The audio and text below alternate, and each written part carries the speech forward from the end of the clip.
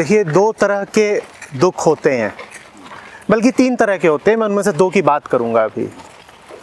आप अगर ग्रंथों से भी पूछेंगे तो वो तीन तरह के दुखों की बात करते हैं।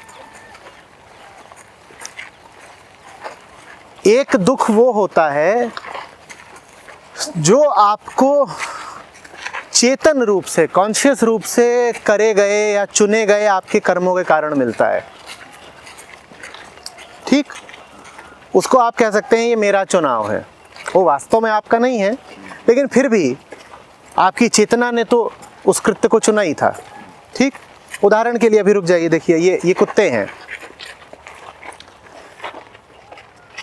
अगर आप इनका पानी छीन लें तो ये आपके द्वारा किया गया व्यक्तिगत पाप होगा। आपने क्या किया? आपने इनका पानी छीन लिया। वो पानी पी रहे हैं या कुछ खा रहे हैं, वो आपने छीन लिया, तो ये एक व्यक्तिगत पाप हो गया, है ना। लेकिन आप वाहनों द्वारा और फैक्ट्रियों द्वारा प्रदूषण फैला के इनकी हवा गंदी कर दें, आप इंसान के भोग के लिए इनके जंगल काट दें, तो आपने इन कुत्तों को लक्ष्य बना के तो कुछ नहीं किया, लेकिन फिर भी इनको बहुत तकलीफ दे दी ना। समझना, दिक्कत ये होती है कि दूसरे तरह के पाप हम जब करते हैं तो हमें पता भी नहीं चलता कि हम पापी हैं। बात समझ रहे हो? अभी कोई आए और ये छोटा सा है यहाँ पर पिल्ला, इसको लात मार दे, तो हम सबको स्पष्ट हो जाएगा कि अभी अभी किसी ने दुराचार किया, पाप किया, हो जाएगा ना। लेकिन यहाँ से 30 किलोमीटर दूर अगर कोई प्रदूषण फैला रहा है तो हमें ये पता ही नहीं चलेगा कि उसने इन कुत्तों के प्रति पाप किया, क्योंकि बुद्धि ताल्लुक जोड़ ही नहीं पाएगी। बुद्धि ये संबंध ही नहीं बैठा पाएगी कि 30 किलोमीटर दूर भी अगर कोई धुआं फैला रहा है तो इन कुत्तों के साथ वो गलत कर रहा है। बात समझ रहे हो? इसी तरीके से आप लगातार बच्चे पैदा करते जा रहे हैं, लोगों को बसने के लिए जगह चाहिए ना। वो जगह कहाँ से आ रही है? खेती और जमीन को जहाँ वन है, वन काटे जा रहे हैं। कोई बड़ी बात नहीं है कि जिस तरह से आबादी बढ़ रही है उस तरह से बढ़ते बढ़ते एक दिन ये आए कि इस बाग को, इस छोटे से जंगल को भी शहर खा जाए। आज जहाँ पे आप खड़े हैं और चारों तरफ झाड़ झंखाड़ है, आज से 50 साल बाद आपको दिखाई दे कि यहाँ पर इमारतें बनी हुई हैं, अपार्टमेंट्स हैं। ये कुत्ते कहाँ जाएंगे? लेकिन जो व्यक्ति बच्चा पैदा कर रहा है उसको इस बात का इल्म ही नहीं है कि उसने इस छोटे से कुत्ते के साथ नाइंसाफ़ी कर दी। हो सकता है आप कुत्ते का संबंध सीधे सीधे जंगल से ना जोड़ पा रहे हो तो बंदर का जोड़ लो। आपने देखा है आजकल बंदर घरों में ज़्यादा आने लग गए हैं। क्यों आने लग गए हैं? क्योंकि आपने उनके जंगल काट दिए। क्यों काट दिए? क्योंकि आप लगातार बच्चे पैदा किए जा रहे हैं। तो ये दूसरे तरह का पाप जो है ज़्यादा खतरनाक होता है। पहले तरह का पाप आदमी को अखरता है क्योंकि उसमें सीधे सीधे व्यक्तिगत जिम्मेदारी आ जाती है ना। उसमें व्यक्तिगत जिम्मेदारी आ गई, मैंने पाप किया, और वो दृश्य आंखों में कैद हो जाता है। कैसे कैद हो जाता है? कि आपने जाकर के किसी मोटरसाइकिल सवार को टक्कर मार दी, आपने देखा कि उसकी मोटरसाइकिल गिरी और जो मोटरसाइकिल सवार था वो लड़का सड़क पर बिल्कुल लोट गया, और आपने देखा कि उसके जिस्म से खून बहा। ये बातें आपकी अंतरात्मा को झकझोरती हैं, है ना। नैतिक तल पर आप अपने ही आंखों में गिर जाते हो, ऐसा होता है ना। लेकिन अगर आप घूस खाते हो दफ्तर में, आप दफ्तर में घूस खाते हो, सड़क बननी थी, उस सड़क का पैसा आप खा गए, उस सड़क के पैसे से आपने अपना घर बनवा लिया, उस सड़क के पैसे से आपने अपने लड़के बच्चों की पढ़ाई करवा दी, शादी करवा दी, बीवी को गहने दिलवा दिए। अब उस सड़क पे बड़े बड़े गड्ढे हैं, उन गड्ढों पर जाकर कोई मोटरसाइकिल सवार गिर जाता है, मर जाता है। आपको किसी भी तरीके से कोई नैतिक ग्लानि नहीं होती, या होती है? तब नहीं होती ना, ये दूसरे तरह के पाप ज़्यादा खतरनाक होते हैं। समझ रहे हो? अब आपने कहा कि क्या करें, हमारा आम का बाग है, हमारे पास पशु हैं, क्या करें? क्या करना है, इसके लिए पहले आपको समझना पड़ेगा कि हम में से ज़्यादातर लोग दूसरे तरह के पापों का शिकार हैं। जो ही आप आध्यात्म की तरफ बढ़ते हो वैसे ही पहले तरह के पाप तो छूटने लग जाते हैं। आप कहते हो मैं किसी को मारूंगा नहीं, ये नहीं करूंगा, वो नहीं करूंगा, चोरी नहीं करूंगा, नुकसान नहीं करूंगा, ये सब तो आप छोड़ देते हो आसानी से। लेकिन जो दूसरे तरह के पाप होते हैं वो नहीं छूटते। दूसरे तरह के पाप क्या है? ये सभ्यता ही दूसरे तरह का पाप है। उदाहरण के लिए एग्रीकल्चर, खेती हो ही नहीं सकती बिना जीव हत्या के, खेती हो ही नहीं सकती बिना पेस्टिसाइड और फर्टिलाइजर के उपयोग के। जो खेती हो सकती है उससे इतना उत्पादन नहीं होगा कि पूरी दुनिया का पेट भर सके। ऑर्गेनिक फार्मिंग आप कर सकते हो, लेकिन उससे आप इतना उत्पादन नहीं कर पाओगे कि 800 करोड़ लोगों का पेट भर पाए। ये जो 800 करोड़ की आबादी आपने खड़ी कर दी है, इसका पेट पालने के लिए आवश्यक हो गया है पेस्टिसाइड डालना, और इसके लिए आवश्यक हो गया है कि आप भर भर के रासायनिक उर्वरकों का प्रयोग करो। और जहां आपने उर्वरक डाले तहां मिट्टी, जानते हैं ना आप, मुझसे बेहतर आप जानते हैं, समझ रहे हो? तो जो दूसरे तरह की गड़बड़ है ये हमने करी नहीं, पर हमारे द्वारा हो रही है लगातार। ये जो दूसरे तरह की गड़बड़ है ये हम नहीं कर रहे, अपने हाथों से नहीं कर रहे। ये एक परंपरा है जिसकी वर्तमान श्रृंखला हम हैं, उस श्रृंखला की वर्तमान कड़ी हम हैं। उससे बाहर आप एक झटके में नहीं आ पाएंगे। एक झटके में इसलिए नहीं आ पाएंगे क्योंकि वो सब कुछ हमारे पांवों के नीचे की ज़मीन बन चुका है। जो बातें आपके व्यक्तिगत अधिकार में हैं उनको तो आप तुरंत कर सकते हैं, पर जो बातें बिल्कुल सामाजिक हो चुकी हैं उनको आप तुरंत नहीं कर पाएंगे। उनको आपको धीरे धीरे करना पड़ेगा। और आपको ये जानते हुए भी कि आप पाप में सम्मिलित हैं, धीरज रखना पड़ेगा। आपको ये कहना पड़ेगा कि जन्म ही इसी दुनिया में लिया है, जन्म लेना ही पाप था, तो यही हमको फिर सज़ा मिल रही है कि हम लगातार पाप में भागीदार हुए जा रहे हैं। अगर आप लगातार ये याद करे रहें, अगर आपको लगातार ये स्मरण बना रहे कि मानव सभ्यता खड़ी ही हिंसा की बुनियाद पर है, कि हमारी एक एक सांस न जाने कितनों के लिए मौत है, तो फिर आपके कर्म अपने आप बदलेंगे। आपके हाथ में जो आम आता है वो आम खा करके बड़े गर्व से घोषित मत कर दीजिएगा कि आप तो शाकाहारी हैं। उस आम के रस में भी खून है, इस बात को अच्छे से समझ लीजिएगा। मैंने भले ही दूध छोड़ दिया हो, जानवरों से संबंधित जितने उत्पाद हो सकते हैं सब छोड़ दिए हो, लेकिन फिर भी मुझे लगातार इस बात का एहसास बना रहता है कि अगर मैं रोटी भी खा रहा हूं तो उस रोटी में भी खून है।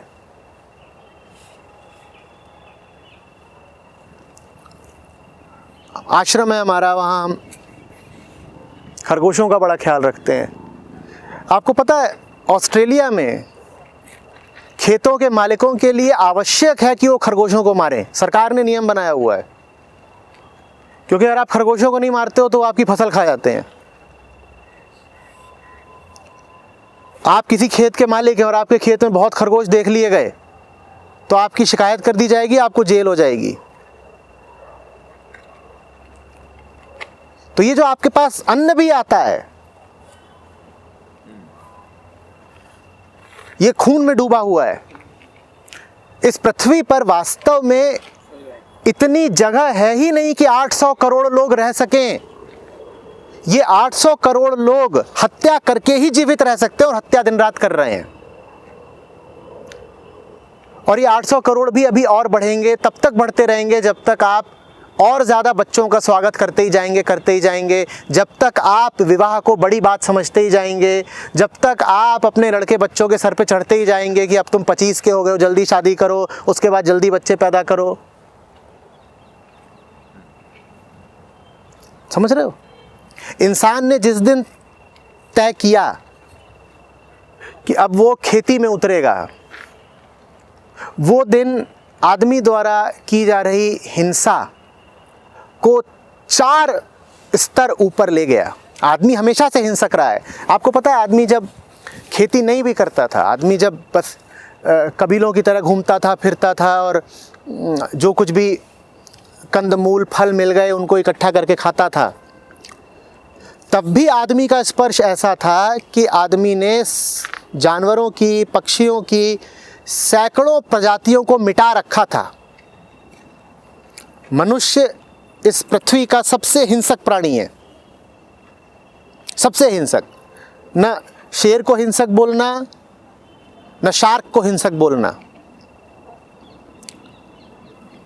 खेती करनी तो आदमी ने अभी शुरू करी 8-10 हज़ार साल पहले, लेकिन हमारे हाथ खून में उससे बहुत पहले से रंगे हुए हैं।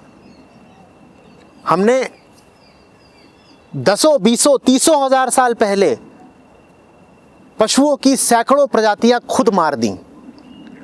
क्यों मार दी? क्योंकि हमारे पास बुद्धि है।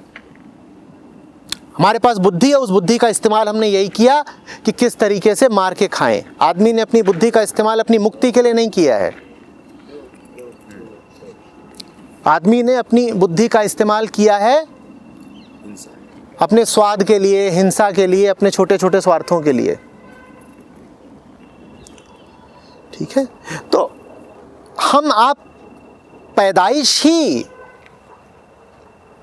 आदमी के विकास के उस प्रवाह की है जो प्रवाह रक्त रंजित है। तो हमारी हस्ती के साथ ही बहुत सारी हिंसा और बहुत सारी हत्याएं जुड़ी हुई हैं जो हम लगातार कर ही रहे हैं। इसीलिए फिर जानने वालों ने और सुधारकों ने कहा कि छोटे मोटे बदलाव से काम नहीं चलेगा, टोटल रिवॉल्यूशन चाहिए, a totally different way of living चाहिए। और इसी बात को मैं कहा करता हूं कि व्यक्तिगत मुक्ति की तो बात करो ही मत, ये बेवकूफ़ी की बात है। ये तो कहो ही मत कि अब मैं व्यक्तिगत रूप से सात्विक भोजन करने लग गया हूं, ये पागलपन की बात है, मूर्खता है। कई लोग इसी में बड़ा गुमान मानते हैं। वो कहते हैं देखो साहब, दुनिया कैसी भी हो, हम तो बड़ी सीधी, निर्मल, शुद्ध और सात्विक जिंदगी जीते हैं। अरे तुम कैसे शुद्ध सात्विक जिंदगी जी लोगे? संभव ही नहीं है। सड़क पर चल रहे हो ना, सड़क पर खून है, वो सड़क ऐसे ही नहीं बन गई, सड़क पर ही चलते हो ना। भोजन ही खाते हो ना, भोजन में खून है, तुम कैसी सात्विक जिंदगी जी रहे हो? झूठ। हवा में सांस ले रहे हो ना, हवा में धुआं है, और वो धुआं किस चीज का है? वो लाशों का धुआं है। तुम किस सात्विक जिंदगी की बात कर रहे हो? लेकिन हमें ये बर्दाश्त करना पड़ेगा, हम गुनाह में शरीक हैं। हमने जन्म ऐसे समय पर लिया है कि हम चाहें या ना चाहें हम पाप में सम्मिलित हैं। यही कैद है हमारी। इस कैद से हमें संयुक्त रूप से बाहर आना है। चूँकि ये सभ्यता बहुत बड़े स्केल पर है, इसीलिए इसके खिलाफ विरोध भी दोनों तलों पर चाहिए, व्यक्तिगत तल पर भी और सामूहिक संयुक्त तल पर भी।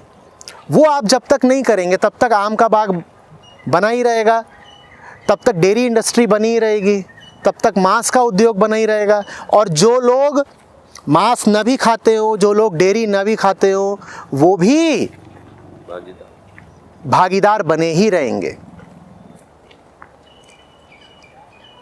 ये बात साफ हो रही है सबको? कोई ये ना सोचे कि मैंने अपने व्यक्तिगत जीवन में शुचिता ला ली, सफाई ला ली, तो मेरा काम तो हो गया, मैं तो तर गया। कुछ नहीं, ऐसा कुछ भी नहीं।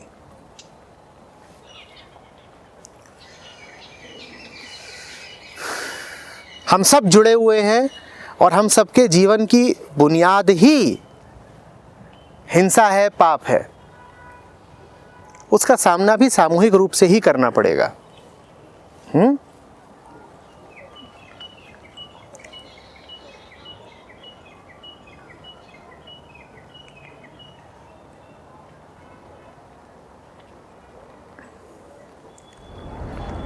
पेड़ हम लोग कितनी तादाद में काटते जा रहे हैं, जबकि एक पेड़ मेरे हिसाब से 30-40 सालों के लिए 10 आदमी को ऑक्सीजन देता है। यानी एक पेड़ काटा तो 30 आदमियों का खून कर दिया हमने।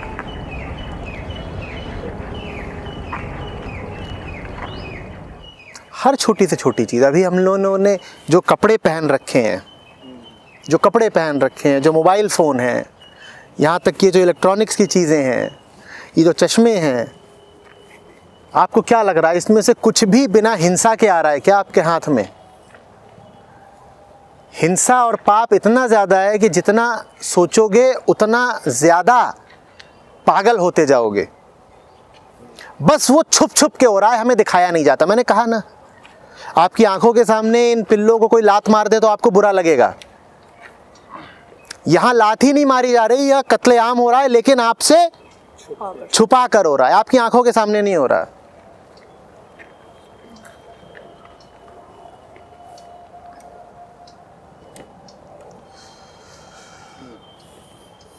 सर, इसका मतलब जीने का इससे बेहतर तरीका मतलब कि समाज बिल्कुल हो सकता है, बिल्कुल हो सकता है, लेकिन उसके लिए व्यक्तिगत चेतना से आगे बढ़ना पड़ेगा। उसके लिए सामाजिक सरोकार चाहिए और उसके लिए इस स्वार्थपरकता को छोड़ना पड़ेगा कि मुझे तो बस अपने निजी कल्याण और निजी मुक्ति से मतलब है। अध्यात्म जब तक निजी मुक्ति का साधन रहेगा तब तक न निजी मुक्ति की संभावना है न सामूहिक की। मैंने कहा है कि जब तुम अपनी मदद करना चाहो तो अक्सर दूसरे की मदद अपनी मदद करने का सर्वोत्तम साधन होती है।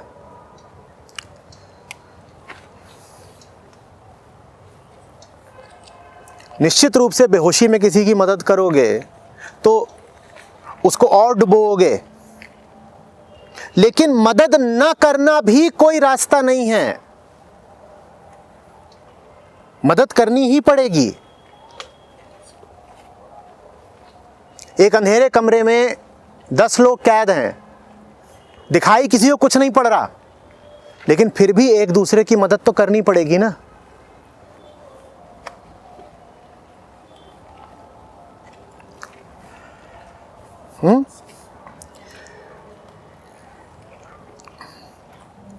जब आपको एहसास होगा कि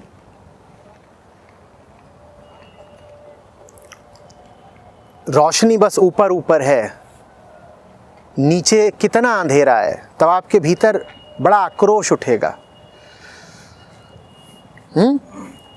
आपको दिखाई देगा आप कितने असहाय हैं, और फिर आप पूरा प्रयत्न कर पाएंगे उस अंधेरे को चीरने का। फिर आप कहेंगे कि किसी तरीके से तो कुछ हो,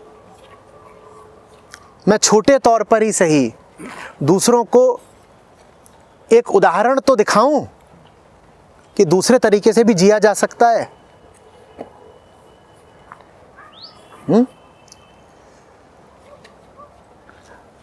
हम इतने पतन में अचानक नहीं गिर गए,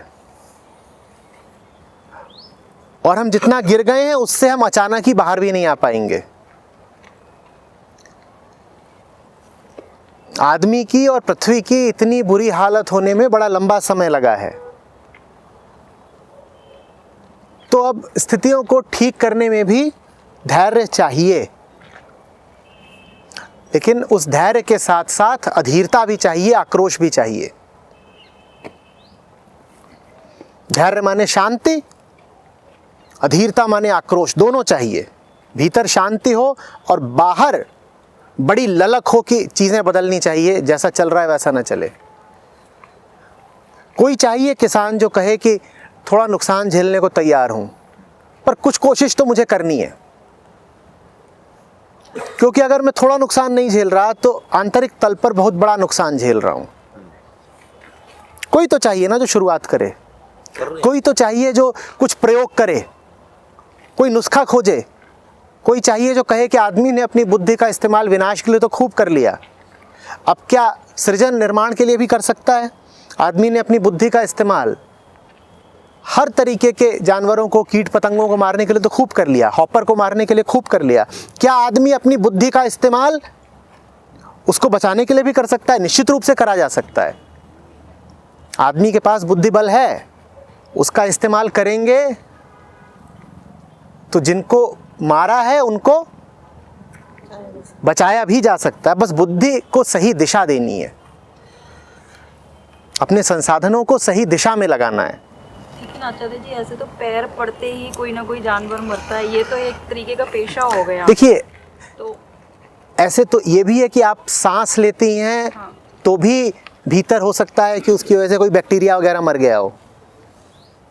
वो तो आपके होने का हिस्सा है, वो आपका कृत्य नहीं है, वो आपकी हस्ती है। उसकी बात मत करिए। उसकी बात करके तो आप सब हत्यारों को बहाना दिए दे रही हैं हत्या करने का। हत्यारों को तो आपने बहाना दे दिया ना कि देखो भाई चलते भी हैं तो क्या पता नीचे चींटी पाव के आ जाती हो, तो हत्या तो हो ही जाती है। तो हत्या तो हो ही रही है, तो चलो बकरा काटते हैं। भाई हत्या हत्या एक बराबर है। साधु संत भी चलते हैं तो कई बार उनके पाँव के नीचे चींटी आ जाती है, हत्या तो हो ही जाती है। हत्या जब हो ही जाती है तो आओ भाई चलो बकरा काटें। हत्या हत्या एक बराबर है, ये तर्क मत दीजिए, बड़ा गड़बड़ तर्क है। भाई हम यहाँ खड़े भी हैं तो ऐसा हो सकता है कि हमारे खड़े होने मात्र से कोई नन्हा जीव मर गया हो। आप सो रहे होते हैं, आपके हाथ पर आके एक मच्छर बैठ गया है, आप करवट लेते हैं, आप सुबह उठते हैं देखते हैं कि चादर पे ज़रा सा खून का निशान है। वो हत्या आपने करी नहीं है, वो आपकी हस्ती की मजबूरी है।